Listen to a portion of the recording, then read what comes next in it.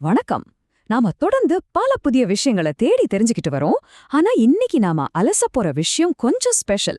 ஏன்னா நம்ம வாழ்க்கையில நாம அடிக்கடி கோட்டை விடுற ஆனா ரொம்ப ரொம்ப முக்கியமான ஒரு கருத்தை பத்தி தான் இன்னைக்கு பேச போறோம். அதுதான் பண்பு அல்லது கேரக்டர்.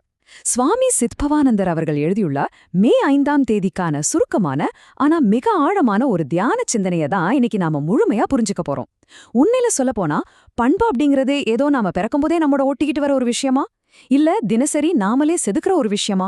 வாங்க ஒரு அமைதியான மனநிலையோட இந்த தேடலை தொடங்கலாம். முதல்ல சுவாமி சித்பாவனந்தர் பயன்படுத்துற இந்த அற்புதமான உருவகத்தை கொஞ்சம் கவனிங்க.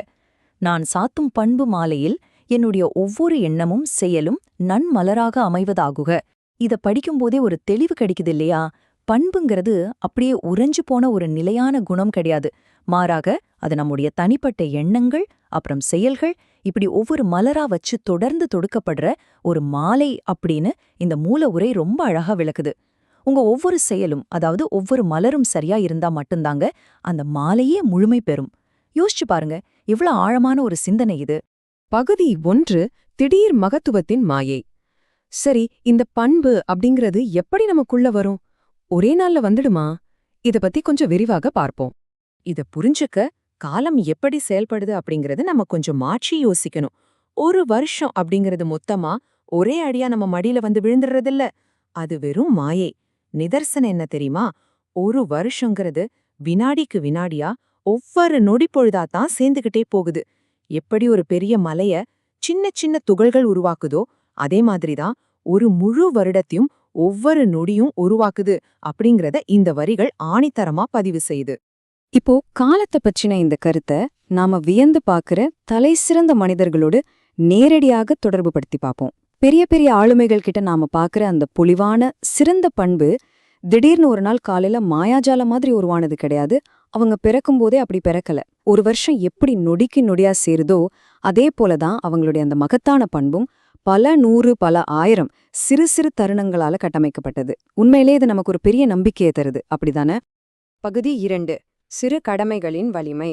அதாவது இந்த அன்றாட கட்டமைப்பு எப்படி நடக்குது, வெறும் தத்துவங்களா மட்டும் இல்லாம நடைமுறையில இது எப்படி செயல்படுதுன்னு இப்போ பாப்போம். அந்த மகத்தான மனிதர்கள் எப்படி அந்த உயர்ந்த நிலையை அடைஞ்சாங்க? ரொம்ப சிம்பிள். மத்தவங்க கிட்ட பரிவோட இருக்கிறது, யாருக்காவது ஒரு சின்ன தொண்டு செய்யறது, எந்த சூழ்நிலையிலையும் முழுமையான நேர்மையோட நடந்துக்கிறது. இந்த மாதிரியான மிக சாதாரணமான அன்றாட கடமைகளை அவங்க கொஞ்சம் கூட அசட்டையா நினைக்கல.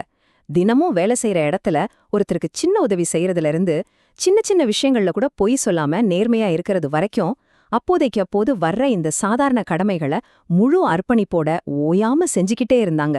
இது ஒண்ணுதாங்க அவங்கள அந்த பெரிய உயரத்துக்கு கொண்டு போச்சு.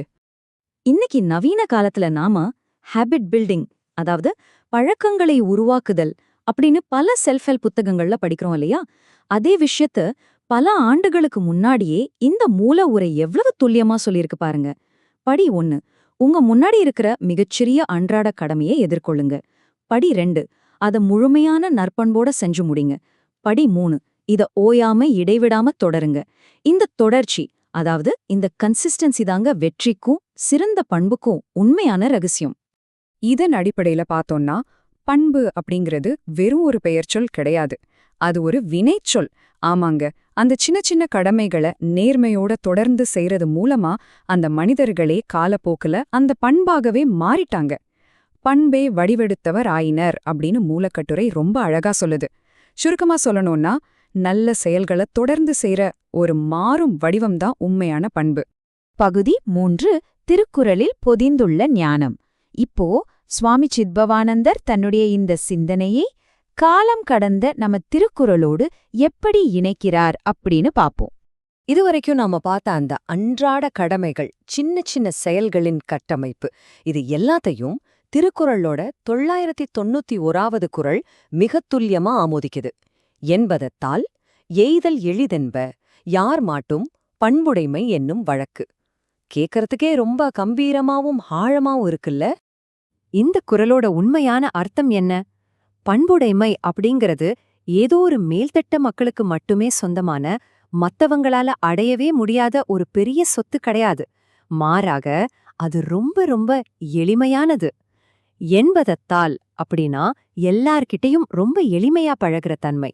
யாரொருத்தர் மத்தவங்க கிட்ட எந்த பாகுபாதும் இல்லாம எளிமையாகவும் பரிவோடும் பழகுறாரோ அவருக்கு அந்த பண்புடைமை அப்படிங்கிற மாபெரும் குணம் மிக எளிதாகவே கிடைச்சிடும்னு திருவள்ளுவர் சொல்றார். நாம இதுக்கு முன்னாடி பார்த்த அந்த சின்ன சின்ன கடமைகளை ஈகோ இல்லாம தொடர்ந்து செய்யறதாங்க இந்த அன்றாட எளிமை. சரி, நாம இந்த ஆழமான அலசலோட முடிவுக்கு வந்துட்டோம். இப்போ உங்க முன்னாடி இருக்கிற ஒரு மிக முக்கியமான வலிமையான கேள்வி இதுதான். உங்களுடைய அடுத்த நொடி எதை கட்டமைக்க போகுது அப்படிங்கிறது.